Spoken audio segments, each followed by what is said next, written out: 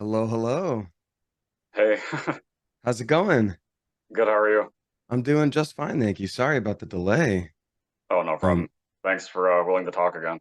oh, my pleasure. Yeah. Thanks again for being so willing to adjust scheduling stuff. I know it's I keep pushing back, but it's been for earnest reasons and it's been a good busy week, but busy is the operative word. Yeah, I know. Around the same time that he dropped the interview that he did with you, I did Paul Castro, but I know that Yeah. that was obviously must have been before you dyed your hair, so it was before the strike. Right, right. Yeah. So I got to meet with Paul doing his podcast. We found out that we're just kind of like palette swaps of each other, Yep, which really just means like we grew up around the same time and like the same stuff. But it was like, yeah, there's a lot of similarities. Very kind person. Seems like a good bean. So yeah. I know we both have tattoos now. That's a thing. Oh, let me see. Oh, no way. So I see the Marth. That's fantastic. Or no, is that Seliph? That's Self, yeah. Nice. And this is Alir, Amazing. Well and then done. Sailor Uranus. Oh, I love it. My sister would go nuts over that. My sister loved. I almost wore my Sailor Moon shirt today too. I should have Oh done it. yeah, Should have done it. But no, that was I think that was my first anime because that was my sister's. Like it was always on, and she was like a teenager at that time, and so she wouldn't just watch the broadcast ones. She would like go past what was on like Toonami, and so I knew all about like, you know, if it ever came up, it was like, oh, what's your favorite? Sailor Venus? That's pretty cool. Mine's Saturn. Yeah, there's a Saturn, and we get there later, you know. So hers was that was Pluto. one. Yeah. That was one thing I don't think I even asked last time was what your first introduction to anime was. I think it would have to be that because my sister was very into Sailor Moon. She also watched Magic Knight Ray Earth.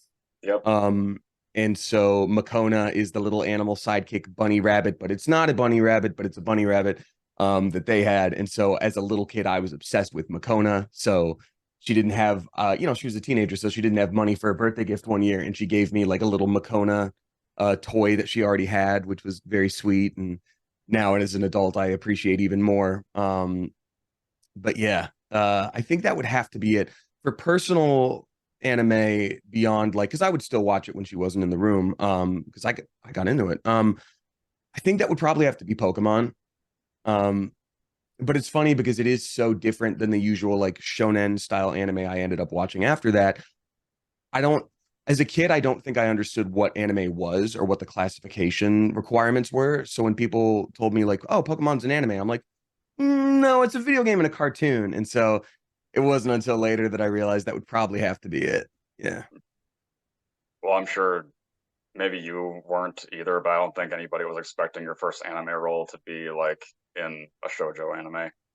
No, but that's the wild thing about My Happy Marriage. You know, first of all, I was extremely happy to have landed that role. It was something that like I always want to do right by people who are fans of something. And so I was very much nervous going into it because I'd been told like, yes, this has been around for a while. They've done a few different iterations. Like there's a live action movie. And I'm like, okay, people like this thing for sure. But I also don't want to like over prepare. So going into it, I knew the basics. Like I knew it was a shoujo anime. And so I was expecting like, okay, they really want this like romance aspect. There's going to be a will they, won't they, a push and pull. Like, love that. Love that. Like we can explore that relationship. And then I'm recording episode one, and there's like, for those who don't know, it is a shoujo anime, but there's so many elements to it that do have things that break form more than what you would expect. So like, there's a lot of action to it. There's some magic. There's ghosts. So it'll be, there's this will they, won't they, we just met moment, and then it cuts to Kiyoka, um, Kudo like training these soldiers, and I was like, okay, there's going to be like a war aspect to it too. Okay, this is like kind of Reformation era. I see where this is going. It's going to be like, oh, my husband's off to war. This is hard, you know. And then there's that point where Kudo shoots like an ice block out of his hand to like Yeah. destroy a training dummy, and I was just like, hi, what just happened in the show just now? And they were like, yeah, it's magic and fighting too. And I'm like, ah, oh, sick. Like, yeah, this is great. So it was a nice, I was already stoked, and then that was a nice surprise. And having talked to Tia as well, what was your experience being directed by her? Pia is so kind and such a wonderful director. Um, Tia is the kind of director that you want as an actor, where like they don't just give you, they give you all the information in like the best way. Like they're not, Tia doesn't overload you, but she's like, she'll give you the actor direction first, where it's like, hey, like, you know, remember that you're not really mad at this person, you're more hurt. And you're like, oh, as an actor, that really helps me. And then she'll also give the note of like, hey, you know, this is a little bit too long. We got to get through this, you know, sooner, in a way that's like it doesn't feel too technical. Like she'll give you the acting reasons behind it. It's just a really solid experience all around. Yeah. Sorry, I'm waiting for the tea to kick in a little bit here. Um, but yeah, Tia is an incredibly kind person, really easy to work with, very fun to work with, and couldn't have asked for a better director. So yeah. Was it a pretty general audition too in terms of landing it? Yeah, I mean it was the same as any other audition I would get. You know, I record in my semi-converted closet booth for anything that my agent would send my way. And yeah, yeah, I felt good about the audition. Like I sent it in being like, I came up with a good voice for the fellow there. We'll see. And you know, I was very pleasantly surprised to have landed it. Because also I had a couple smaller anime roles earlier that year, and it was like I tended to audition for roles that were a little bit more sizable, and then they'd be like, "Hey, you're not that, but you do have this guy. He says a couple things." Um, so when it came back and it was like, "No, you're this guy," I was yeah, I keep saying pleasantly surprised, but like it is always a surprise because there's so many talented actors who work in this field. So yeah, it was a surprise for sure. Yeah. Was there any basis off the Japanese at first? I'm sorry. Was there any basis off the Japanese performance in terms of development or no?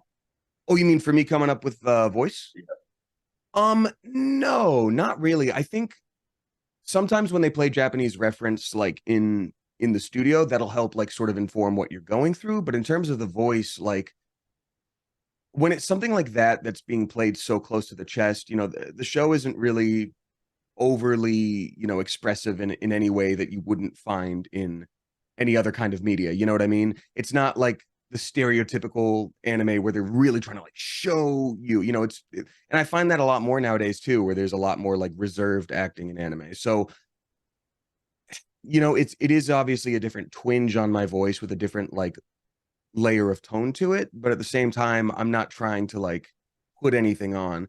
So I always think as a voice actor, the best thing you've got in terms of acting chops is like using what you have in your own voice as opposed to, you know. And look, there are some projects where you do the whole point is to honor the original performance, and that's great too. But for this one, you know, I definitely was just like, nope, here's what I've got. So yeah. Well, what I was going to say is that I mean you can tell that it's your voice, but there's like a little bit of grittiness to it. Yeah. Thank you.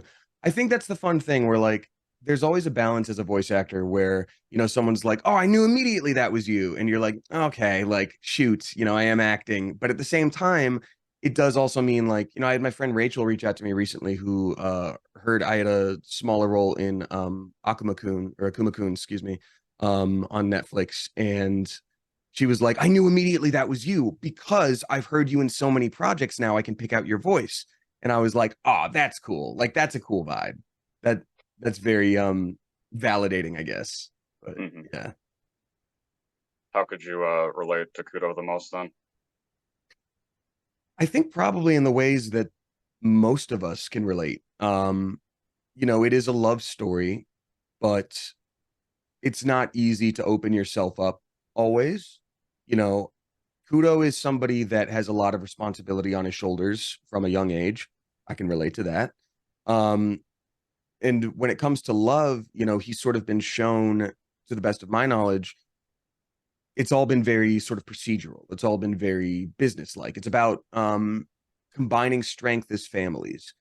And that means, you know, all of these different sort of rituals of love of like, oh, you must show a girl that you're interested in, you must do this and you must do that.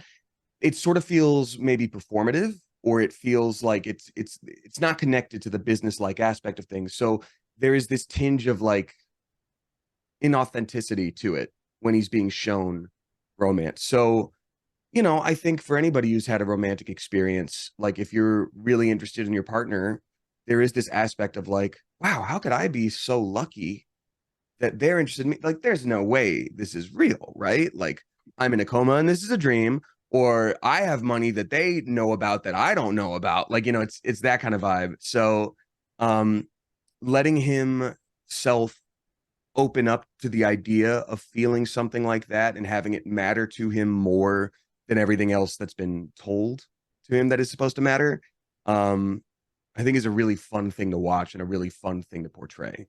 Um, and that's sort of one thing that's great about Tia as well. As a director, I was always able to ask her, like, hey, I don't know this whole story yet. And I know ideally I'm going to be falling in love. Like, where am I at sort of in this? We're recording episode 5, and I'm like, where am I at? Like, am I starting to feel like maybe this is something, or did I let myself get too connected and now I need to pull it back? Like, how are we feeling? And she knew her stuff. So, yeah, that was always great. Was there any major difficulty getting into his headspace for any moment? I think the only difficulty for me was not getting into his headspace so much, but like there is a moment, and I won't spoil it for anyone who hasn't watched yet, but there is a moment where like Kudo does let himself get a little bit more emotional in terms of his, expressing himself and what he's feeling in the moment. And, like you said, there was the broody nature to the voice where it's a little more, down here and he's, very, close to the chest. So I was like, how does he sound when he's like that? Like, how much of this, measured, reserved part of himself is really his personality? Is he experienced with being this emotional around other people? Like, and I think sometimes that is the kind of thing that you can't overthink, or I can at least. Where like I don't plan out what I'm going to say during the day. I don't, we all have imaginary fights when we're showering. We're like, and then they'd say this and I'd say this, I hope that's relatable. But like otherwise it just sort of comes out. So like maybe that's okay for Kudo as well. And that's another situation where you trust your directors. So Well, in terms of certain scenes, I know obviously a really big standout for anybody who's seen it is pretty much everything that happens in episode 6. without spoiling it for the people who haven't seen it, because I don't know the timeline, can you sort of give me like a 1 or 2 word clue for episode 6? That's where he unleashes his powers like majorly for the first time. Okay, yeah, yeah, yeah. That was fun. That was really fun. Sorry, what was the question about that? Because that was cool. Yeah. Well, I was just, well, several, but I'm sure for like doing that for you must have been insanely fun, like for you specifically. So fun. Because like, look, I want to do a shonen anime, obviously. Like being in something like My Hero and everybody's got these cool powers, like that's the world you live in. Awesome. There's something special about this world where it is based in reality, like it's Reformation Japan. So that's real. Um, but then there's this aspect of like, maybe some magic to the nobility. So powers are real. People do know about them and people respect them, but they're all different. And some of them are mysterious and secret. And there's something special about being in a world where like power fantasy is not the right word, but it's the word I'm going to use. It's kind of just like, wow, he had all of this in him the whole time and no reason to use it. Like even at his day job, which we get to see, and I call it day job very loosely, but his responsibilities as a noble for protection. Um, Even with that, like we don't get to see too much of it until like what matters to him is Mio. And that's so cool.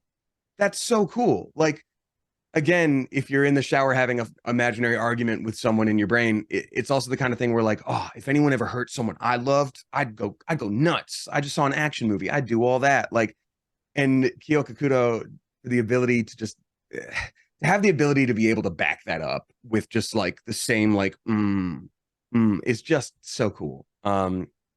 There's also something to be said as an actor, anger is something that is interesting to explore because there's the level of anger where it's like, you're screaming and how could you do this?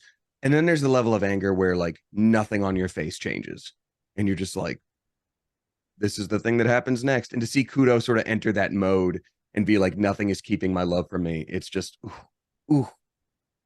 Ooh, Well, chef's kiss. in that particular scene, um, where he does save her, and then you're talking back to Lizzie Freeman's character, those lines that you do there is just so amazingly well done. I really appreciate that. Thank you. Yeah. Um, that's really nice to hear you say, especially because I know you interview so many people. I was really nervous to be honest with you because it is such an important role to me, but I know a lot of people like the property as well.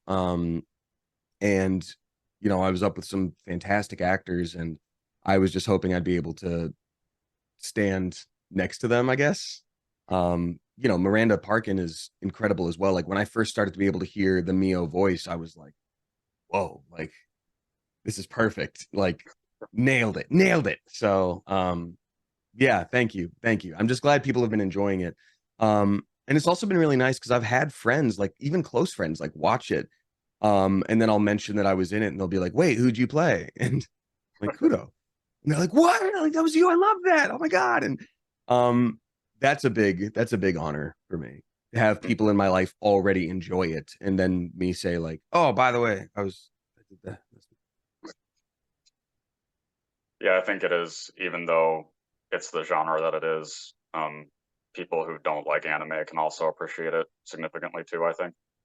That's an interesting point. Yeah, I think because it does skew away from what people would traditionally associate with the popular like shonen um anime, it is accessible. Like even my mom was able to watch, a few episodes and she's like, "I'm loving this, honey. You're doing great." And of course, it's very sweet. She'd want to support anyway, but like I don't know. I think it breaks form in a lot of cool ways that makes it more accessible. Mhm. Like I've even had friends from out of the blue that like, you'll see at a party or you'll see it at an event, they'll have your number. They'll just be like, "Hey, me and my partner are watching this. You're doing a great job." And they don't have to say that. It's really sweet. So, yeah. What do you think the demons in the anime represent in your life? Like Oh, in my life. grotesqueries, yeah. Well, I will say this. I've had a wonderful time dropping gargoyle facts with people because grotesqueries is a thing. And like, do you know the difference between a gargoyle and a grotesquerie? I know this sounds like a joke or a riddle, but it's not. No, I don't. Okay. So gargoyle, like if you think about the word origin, gargle, it has to do with water. So Yeah. gargoyles are only the ones that are on the edge of the building that are like "Bleh," when it rains. Um, Everything else is a grotesquerie. Um, Okay. so given that, grotesqueries in my mind, when you think about them on the edge of a building, sort of warding off evil spirits, I think it is representative to me of um, pure intentions not meeting their mark. The idea of protecting something but you're holding on to it so tight that it snaps, or trying to keep things away that you think are going to change things in a negative, but maybe change is good. um I think about that for grotesqueries in general, and so I think that would probably represent myself as well. Nobody ever goes into the world trying to be a villain. No one ever, when someone is in an argument and they're like, well, I didn't mean to hurt your feelings, it's like, yeah, of course you didn't. I would hope not. But the damage was done. So I think that's what it means for me. Pure intentions having poor effect. Is there anybody, maybe now, maybe in the past or now, that represents Mio in your life? Mio in my life, I think Mio wouldn't be representative of a specific person unless you're asking about specifically romance. But I think in Kudo's story, Mio is acceptance of change, um, making your own choices, and letting yourself be powerless in those choices. And what I mean by that is, Mio is shown to Kudo as like, look, you guys are engaged now. Isn't that great? This happened at both of you. Um, and I very much am resistant to orders. I'm the kind of person that like I'll be going to clean up my kitchen, and then if I'm on FaceTime with my mom and she's like, "Oh, your kitchen is dirty," I'll be like, "Well, shoot, now I can't clean my kitchen." It's the same thing where like Mio is, they're sort of plopped in a room together and they're like, "Go love each other." Um, And I would have this, resistance to like, I'm not going to love who you tell me to love. It's whatever. I'm going to do my own thing. And then he makes the choice of like, oh, shoot, maybe it is okay that I love her. Maybe it is okay to start feeling these feelings.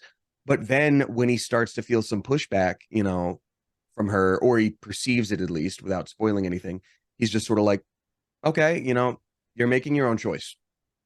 I want you to be happy. And that's sort of what I mean about the powerlessness. And, it's okay to fail. It's okay to lose. People are always like, everything happens for a reason. I don't personally believe that. Sometimes it doesn't. Sometimes things kind of suck and it doesn't work out. So I think it's a big point of character growth to go from super reserved, super responsible, noble guy to, letting yourself lose that sort of reservation for the sake of something that is so base and human, not for everybody, but for a lot of people, as romance, as love. I feel these feelings. I feel the butterflies. I don't want to be alone. It's what he even says to Mio in the I want to say the garden or the backyard or the just it's like I'm lonely. Yep. I am lonely. Like that is the easiest way to sort of sum up his journey. I'm lonely. Aren't you lonely too? Um, yeah. And I do feel that. I think to different extents for different reasons, we can all relate to that. I would imagine. Or maybe you can't, and I'm stoked for you. But like, I've mentioned before, like I'm neurodivergent in many ways, and like there is an inherent loneliness to that. And sometimes when you find someone who clicks with you in that way, not even in a romantic sense, but just like, oh, you kind of get this too. Like there's this sense of like, oh my God, I've been so lonely. Like this is wild. Wow, I didn't even realize it. Do you think it's still this isn't related to the series, but do you think it's still hard for you, considering all of that, to accept that you have such a huge fan base and everything? I think I think it's unrelated. I think, given how I grew up, I think I've always been sort of expecting like another shoe to drop. Something good is going to happen, but something bad's probably going to happen pretty soon. You know what I mean? And I think that is more on like allowing myself to be happy and to feel comfortable. Like something I've been working on a lot, to varying effect is learning how to relax. Like I truly don't know how to do it. And I don't just mean like, oh, I can't stop working. Project, project, project. I mean like it'll be 10 p.m. I'll have nothing to do. An anime I've been wanting to watch will be out and all episodes are there and I can, but I still can't turn off my brain.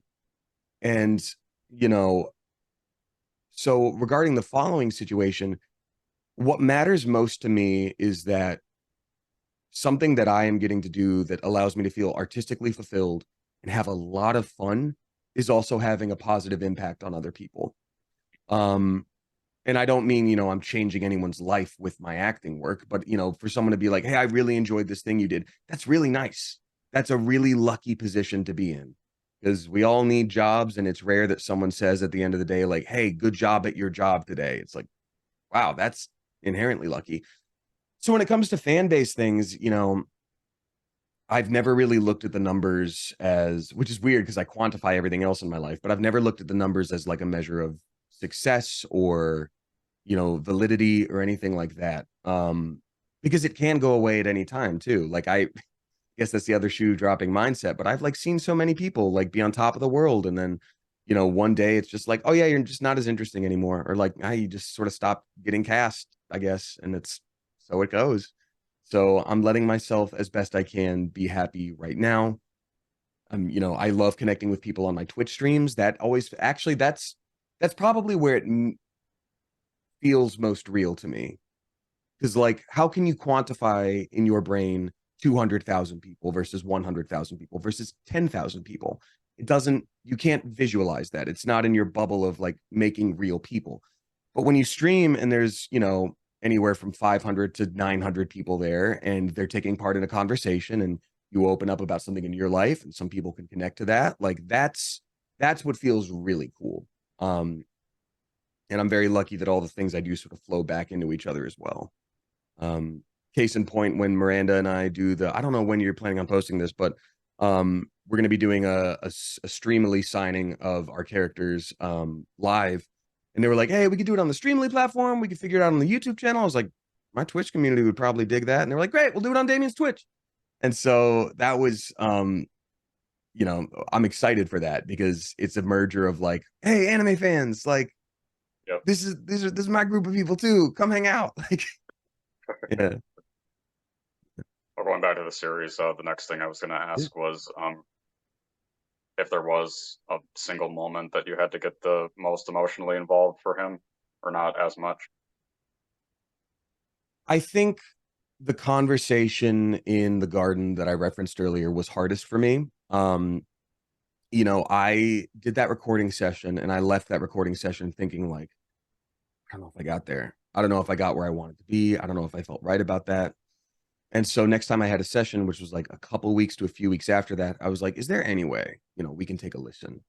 Um, and we listened through it together and we made a couple adjustments here and there. I don't know if they ended up using those adjustments, but I saw the final product and I was very happy with it either way. So I think I second guess myself and I judge myself.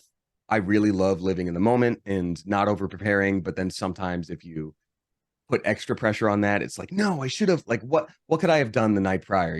What could I have done to be like, I guess I could have felt sad more and really known what that's like. No, it's you just sort of leave it all out. You borrow a sports term, you leave it all out on the field. And I think that's okay sometimes. Mm-hmm. Did you But I have did a overthink it a lot. did you have like a ritual or line to get into his headspace with every recording session? Not the headspace so much. It would always, in most voice acting projects that are ongoing, whether it's an anime, a video game, what have you, they will have like a reference file to play where they're like, hey, from the first couple episodes, this is when you were a little bit more chill and first started getting to know this person. This is when you warmed up in the voice a little bit more. This is when you're angry and fighting, and they'll just have you, they'll play it and then you'll say it back to them. Um, and so that was I will say though, what I often do is if I book a project, I will listen to my audition again. Um, just to be like, what did I do that day? Because my voice also like, I mean, look, I'll be real with you. I have had more voiceover sessions this week than there are work days in this week. It's been a very good week, but my voice is tired. And I also stream, and then I have social engagements sometimes. Sometimes I'm social. Usually I'm a recluse, but that's okay. Um, and so like sometimes my voice is a little scratchy or it's a little worn out. And so I'm like, okay, when I auditioned for this, was I in a worn out space? Was I a little bit more like fresh and bright? Like I never know where the baseline for the like instrument is. So that's more what I need to get into as opposed to the headspace. Um, yeah. Because for headspace as an actor, like whether you're on camera or not, like you can always boil down a situation to something that is relatable to you. And it gets to the point where you don't have to think about it being relatable. You know what I mean? Like Kiyoka Kudo's situation is I'm lonely. I'm lonely. Like that would be the phrase I think that I take for him. And so if you're in a situation, you're like, oh, I can translate this to myself as I've been lonely before too. But eventually you don't have to do that. Eventually you're like, that right there is my fiance. Everything I want that I didn't even know I want is right there, but it's also up to her. So I need to basically like what I want from her is like, are you also feeling this or am I crazy? Um, and you don't have to translate that because that right there for that moment is your fiance, you know? Mm-hmm. That's why it is really nice as the series gets going, how there is like really cute moments, like when his sister comes and he's all like bashful and Yeah. embarrassed about it. Yes. Yes, I do love that because it's so humanizing, Yep. right? I mean, especially for Mio, I would imagine looking at him, there's so much represented there. There is potential safety, but also like he was also sort of thrust upon her. Not even sort of. It was just like, here you go. Um, and it's like, hey, if you don't screw this up, your life could be better, but don't screw it up. And all of a sudden, instead of being this pillar of respect and this pillar of being reserved, he's embarrassed that his sister's there, or he's worried about showing a little bit too much of himself. Like, that's cute. It's that moment of like, oh, you're just a little boy. Like, you're just a little boy who got big, you Yeah. know? That's kind of all of us there, right? Like, we all have that like kid in us. where it's like, look at you, you just got embarrassed. Look at all these walls crumbling down. That's silly. So yeah. What about your thoughts on the fight that he has with Ryan's character? It's funny because trying to think about, yeah. So Ryan and I have, or I've joked with Ryan before because he's a very nice person. We Yeah. got sushi not too long ago, and we need to actually, we're supposed to hang out sometime very soon. I need to text him. Sorry. ADHD meds have not kicked in yet today. It's funny because now after Fire Emblem, my whole thing with Ryan is like, so our character dynamic that we get is you will show up 2/3 of the way through a thing, introduce yourself, and then ruin my day. It's Kiyoka Kudo, it's Shahid with Fire Emblem Warriors Three Hopes. Um, and so like now every once in a while, if he comes up in a booth, if I'm working on a project, I'll just be like, hey, I don't know if you guys have cast this far yet. I do have a request. If there's anyone who shows up 2/3 of the way through to screw up my day, can it be Ryan, please? Um, and I'm excited for the day when I can finally return the favor. I want to show up, or we maybe have to make a new dynamic where like I'll show up in Chainsaw Man season 2 or 3, and I'm like, I'm reverse Chainsaw. Like I want to play Dark Him and everything. I don't know.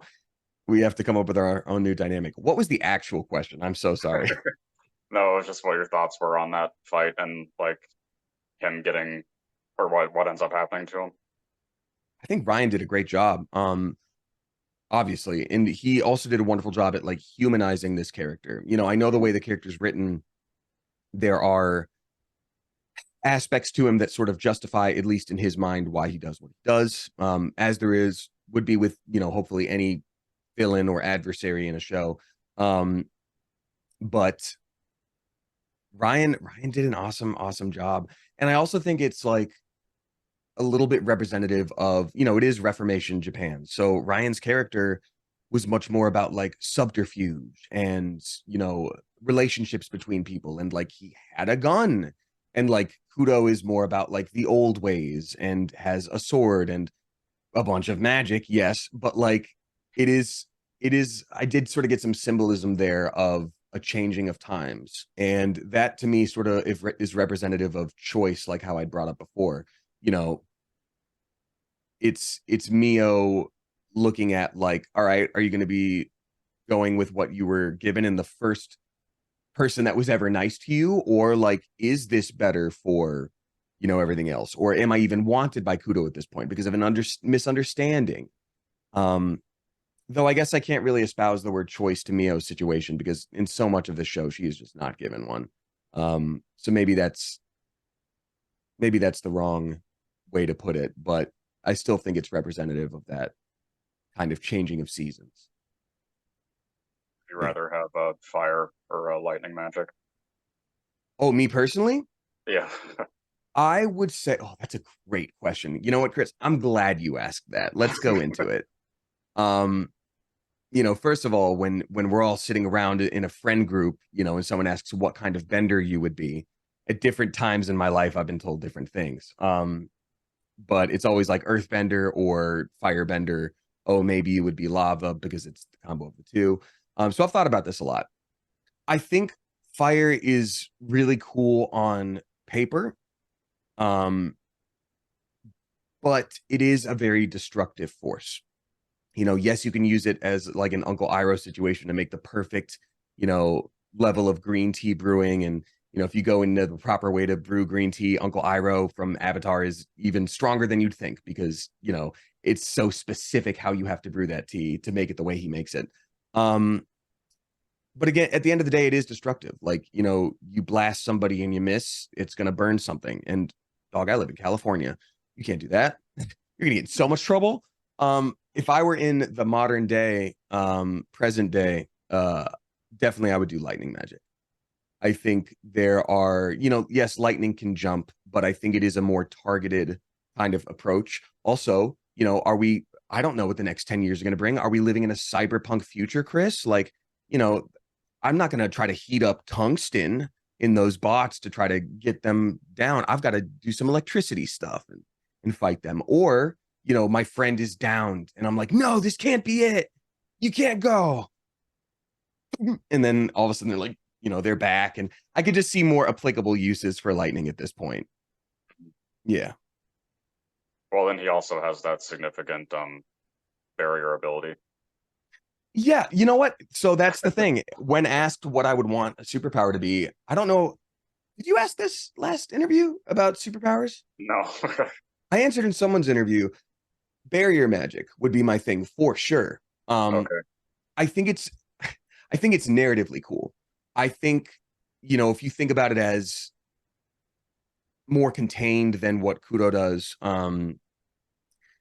it's less destructive, but also you could use it in tricky, interesting ways that allow you to sort of do what you need to do. Like maybe you could run on it like little steps in the air. It's just it's a more targeted use than anything else. And I think, flight for me, who cares? It's cold up there and I'd get all spooked. Let the birds have it. They can come visit when they feel like it. Invincibility or time magic, it's all too much to control. But barriers, ooh, that's really strong, but just breakable enough that it's like you're still interesting, you know. Yeah. So with the final arc of the series, Mhm. what were your thoughts on how things uh laid out? I was very pleased. I mean, obviously there are tragedies, there are all kinds of different stories.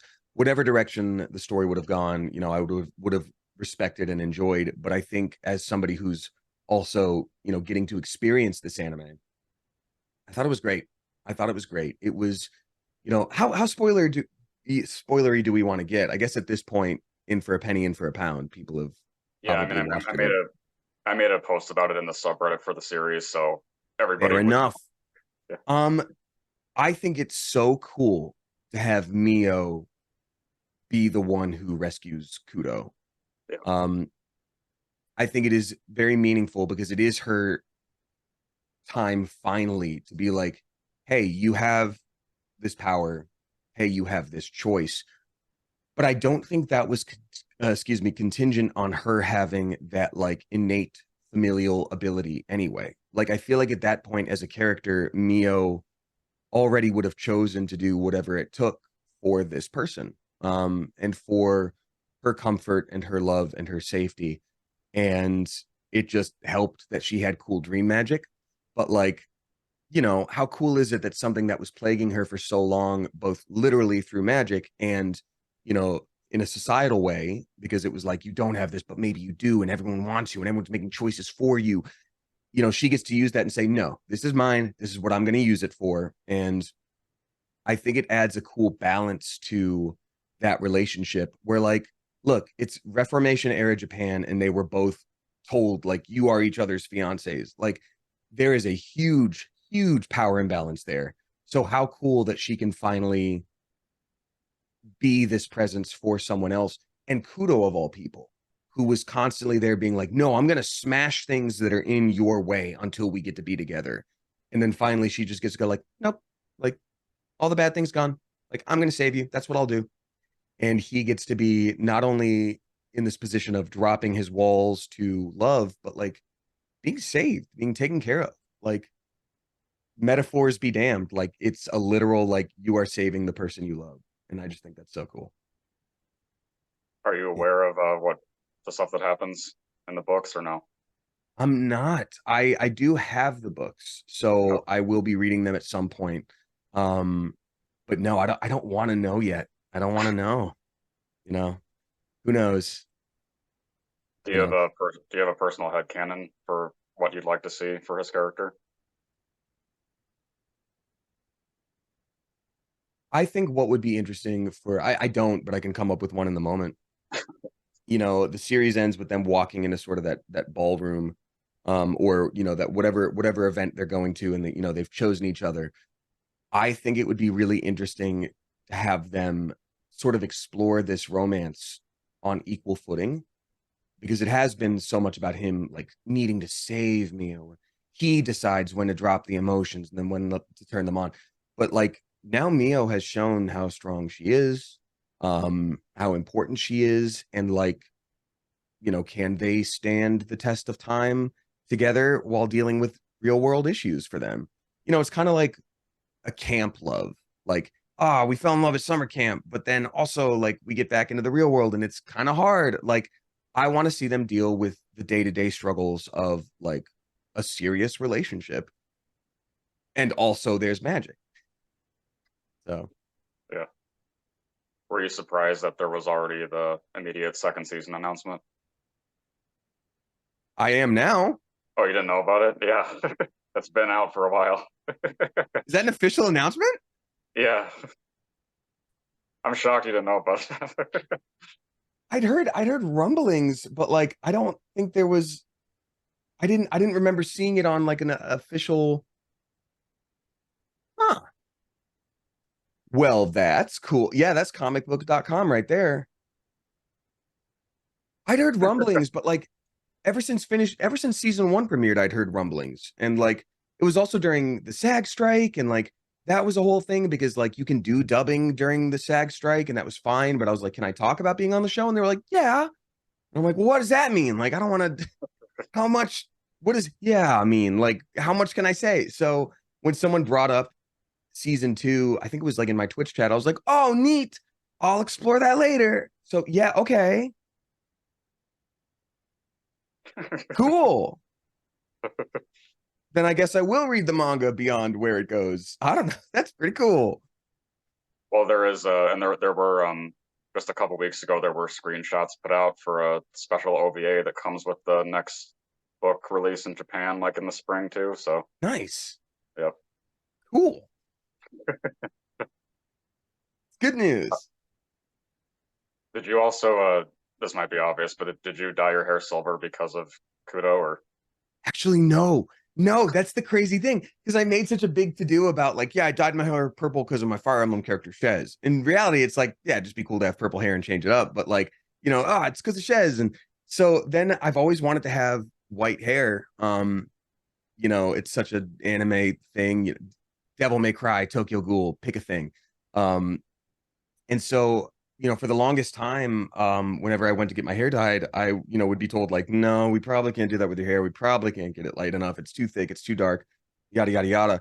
But apparently scientists have been working on two things, COVID vaccines and white hair technology, Chris, because it like when I went to my current hair person who's awesome, I was like, could I ever do white hair? And she's like, 100% easy, no problem. And obviously now it's got this more like brassy silver to it. I have an appointment with her on the books. It's been, we've got the shadow root growing as they call it. But um I did that and I was like, yeah, white hair. And people were like, oh, was that because of Kudo? I was like, no, it's yeah. Like it was just perfect timing. No, you know what? Someone in Twitch chat asked, like, did you do it to line up with any character? And I Hmm. was like, no. And they're like, what about Kudo? And I was like, yeah, okay. Um, just perfect timing. But it was also announced. This is one of the rare, rare, rare times that I was able to talk about a project, being involved in something before it was actually released. Oh, Vaughn, Trails yeah. into Daybreak. It's a video game that'll be out next year.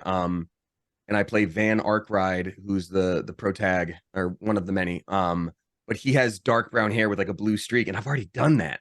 So when I Yeah. saw him, I was just like, oh, that's so cool, but I'm not going back. So immediately in my mind, I broke the streak of like needing to match the hair to the character, and then inadvertently did it again. So Hmm. yeah. Well, is there anything that you want to say to the fan base for My Happy Marriage? I was really pleased to see a positive response from it. I haven't seen anything negative, and I'm certainly not digging. But I really appreciate people trusting me with this character and this story. Like I said, I know it mattered to a lot of people, whether it was the live action version, whether it was reading the manga in any of its other iterations. But it was really cool to be trusted with this role, and stand shoulder to shoulder with all my castmates. It's a really cool story, and it was a delight to see it. It wasn't just on the For You. I think it was like trending on Netflix for a while. And that to me was just, I couldn't have asked for a more special experience for like my first, one of the leads role in an anime. So thank you, community, for accepting me if you have, and if not, thank you for keeping that mostly to yourself. Um you know, if there's more to be seen, I hope to continue doing right by this character and by this community. But I'm always working on new stuff, so I'm excited to share what else I've got. How do you think Kudo would respond to having a fan base like just for him?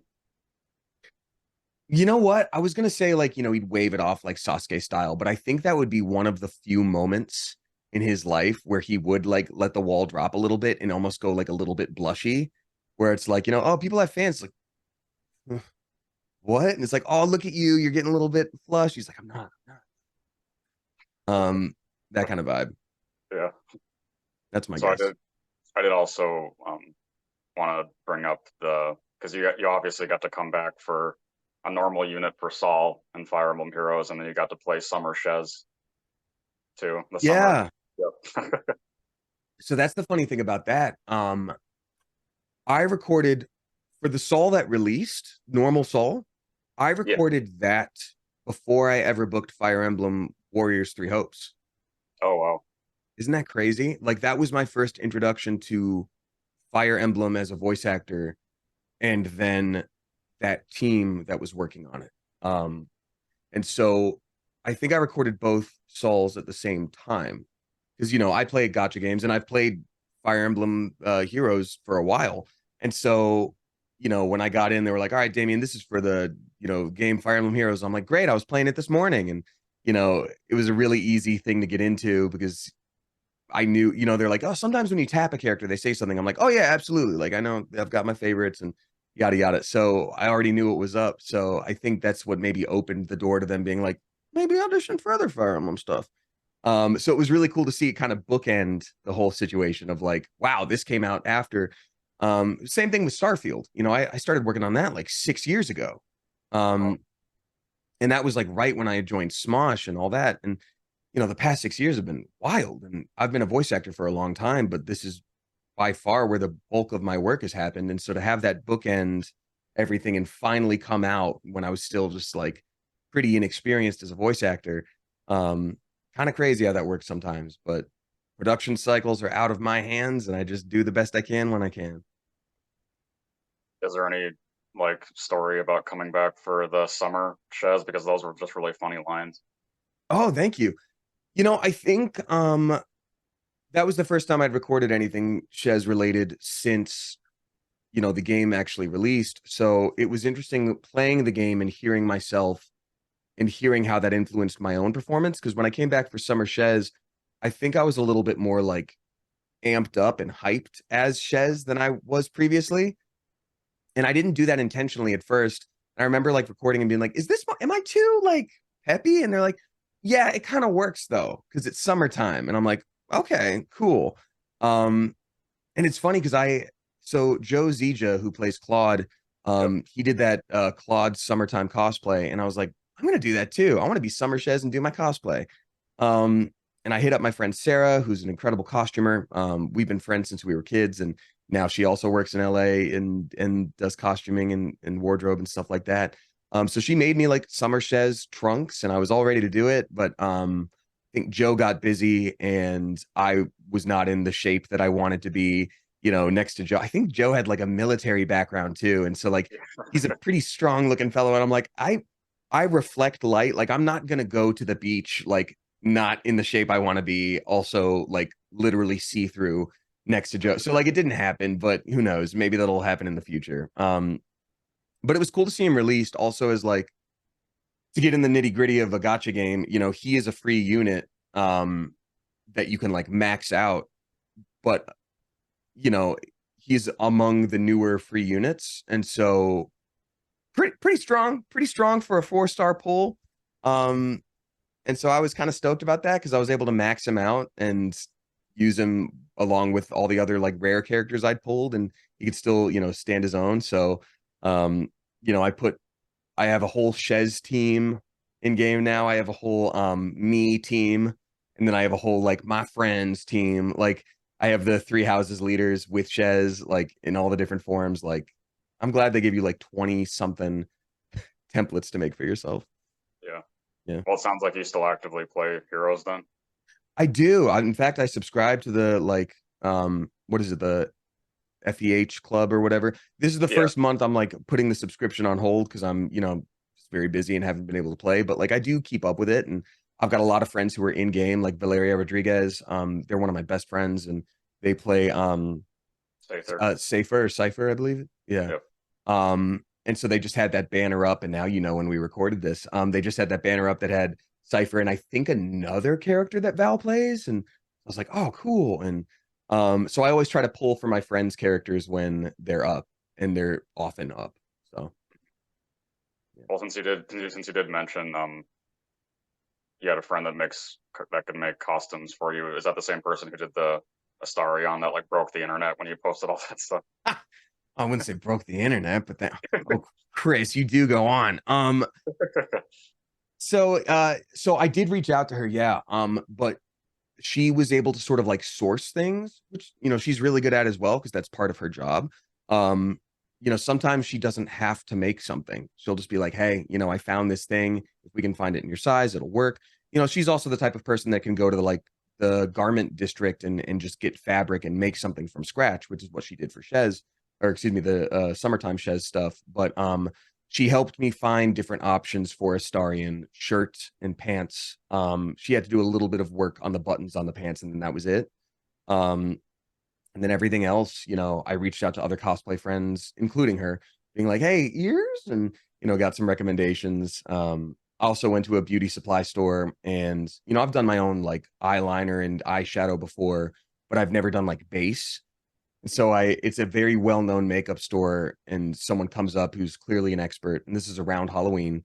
And I was like, hi, thank you for your time. I really need, I'm going to be a vampire. And I really need something that'll match that skin tone. Can you help me get something that matches this? And they look at me and they look back and then back and they're like, I don't, I don't know if you really need, anything for that character. And I was like, you better sell me something right now or this is going to hurt my feelings.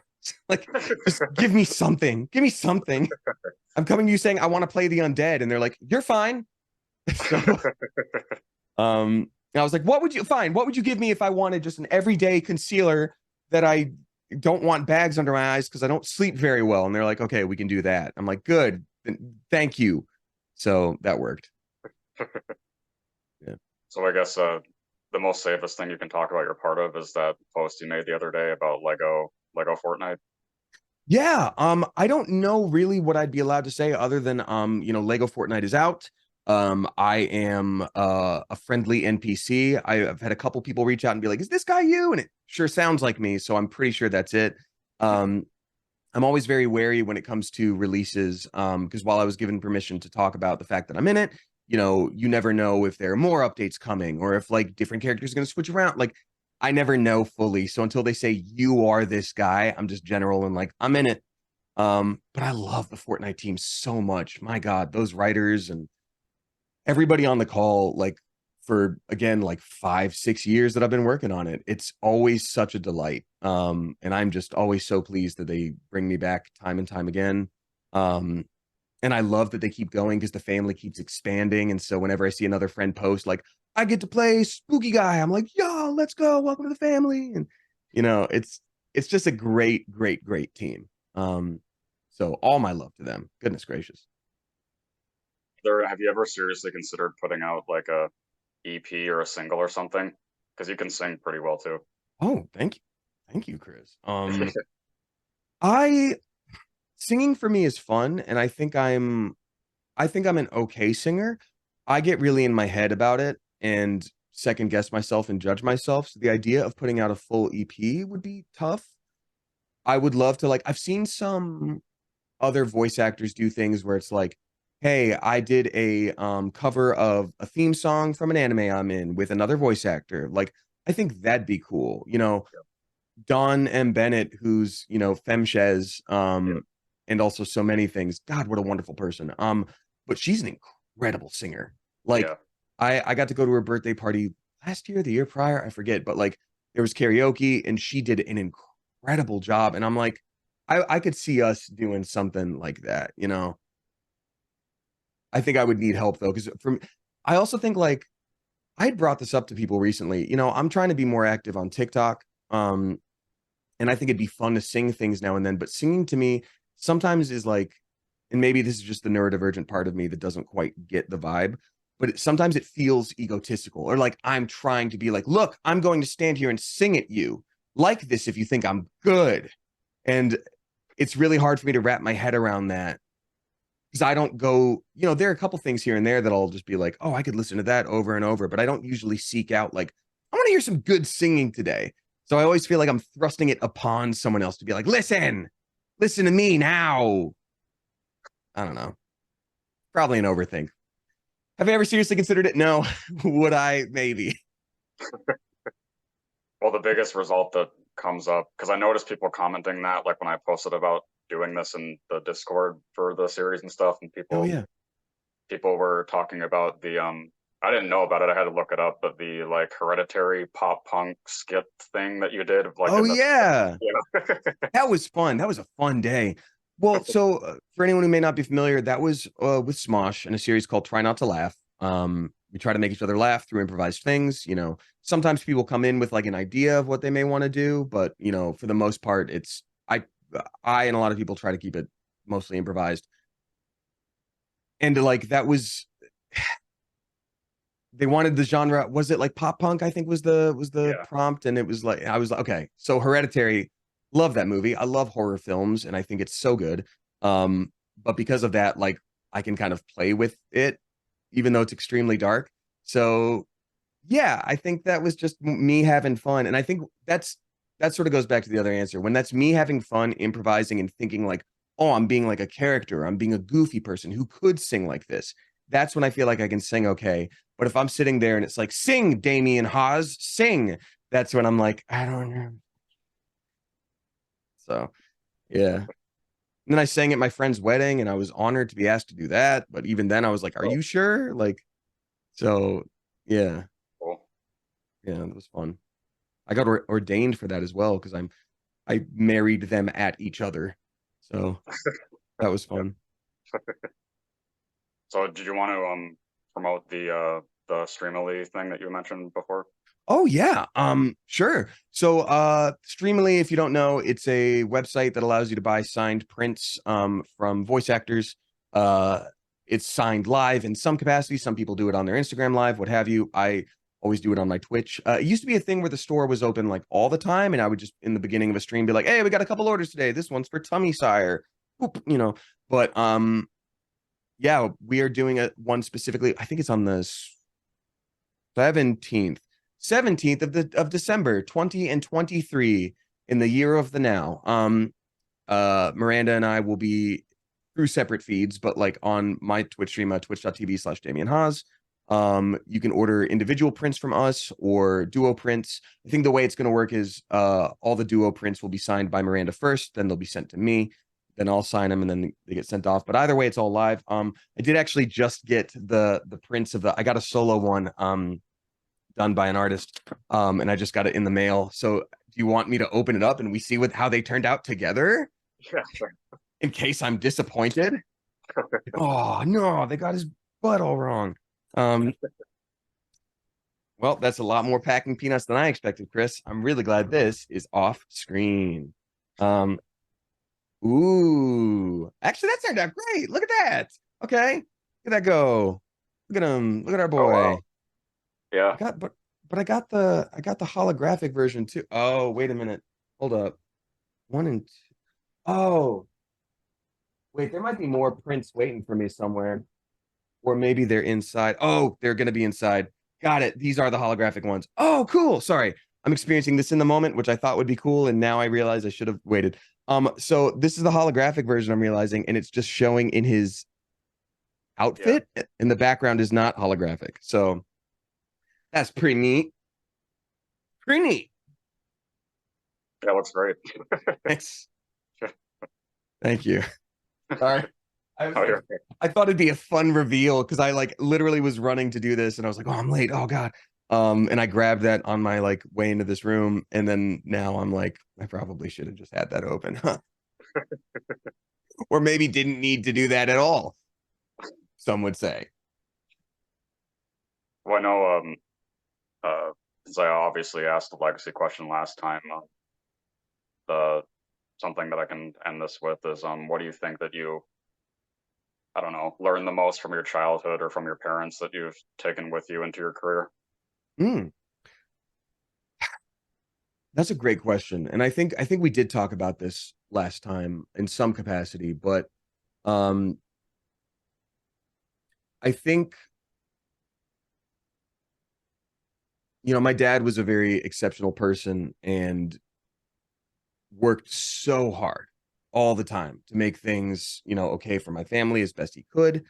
Um, but I think, that level of expectation of excellence sort of carried on to me and to my sister. And, there was a lot of pressure there inadvertently because he wanted good things for us. And I think as an adult, I've had to learn, and again, I'm still figuring out how to rest properly, but like when it's when it's okay to like not be perfect at something, when it is okay to fail, when it is okay to let something go. And, I don't know if my dad ever really knew how to do that. And so I think it's a good thing to learn from the strengths that he had, but also learn like where he wasn't able to let himself have a little less pressure. Um, it's important to me to be able to focus on other things. Like I'm not gonna 100% life. I'm not gonna be able to do a perfect run. It's just not gonna happen. So you got to decide what's important to you.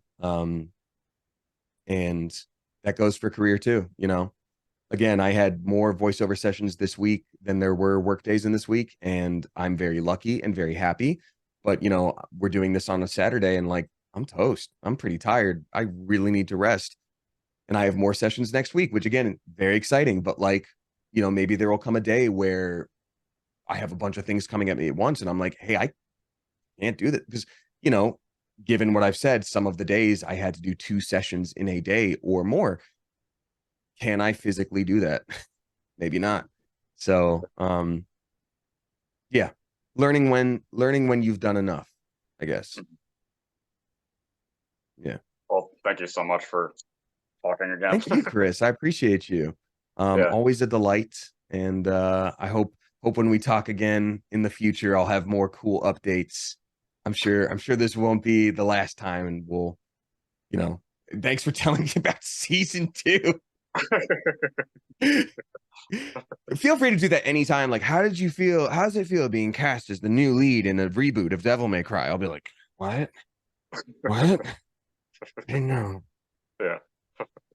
I hope you have a good rest of your weekend then. Thanks, Chris. You too.